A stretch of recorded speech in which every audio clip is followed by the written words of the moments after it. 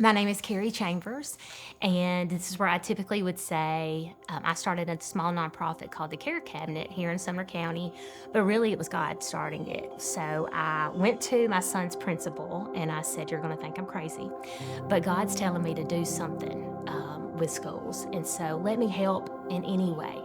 And I don't know what that is, but he's telling me to do it. So what I would do is at the beginning of the school, kids would come in and I would give them a high five or I'd give them a hug and just give them a little bit of encouragement. You're going to have a great day. So I saw kids coming into school with their needs being met, and maybe they just had an accident. Maybe they spilled a whole bottle of Gatorade on them in the lunch, at lunch, and needed a new outfit.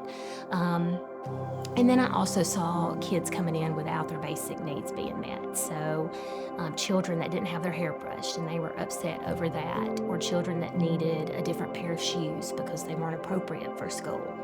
I also saw some children coming in, going from mom to dad over the weekend, and that's sometimes a very difficult transition, knowing that you're going to go to school and go home with a different parent. And so they just needed uplifting. We have about 53 schools in Sumner County that serves 31,000 students. So there's a lot of need. Last year alone, the last school year, we had about 420 what we term McKinney-Vento students, and those are students that don't have a permanent address. So to say there's a need in this community is an understatement. We have a lot of need here. We placed basic care items into the first school, and basic care items are like deodorants, toothpaste, toothbrush, snacks, meals. We even have clothes and shoes and socks, and even down to little happy items. So for those children having a hard moment, staff can give them, a journal or a nice pen that kind of lifts their spirits, right, for the next 8 hours of their day. And so that's what we put in the first school, and I was like, "No, God, you're welcome. We're done." And he said, "No, girl, we're going to get spicy." So the first school was when I finished my project for God, so I thought, right? And the school I had went to, they have needs. Every school in this community does have needs. I think that is a misconception sometimes. But I went from one school that has kind of a lower end of needs to one of our highest needs schools, and it broke my heart.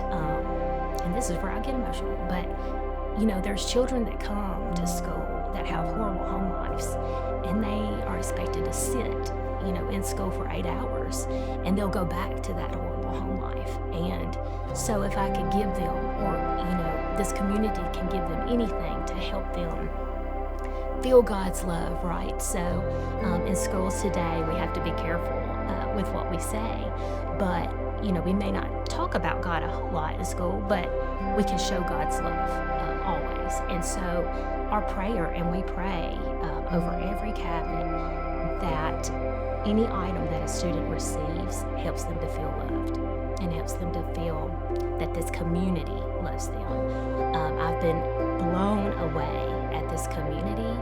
There are people that pray for the Care Cabinet.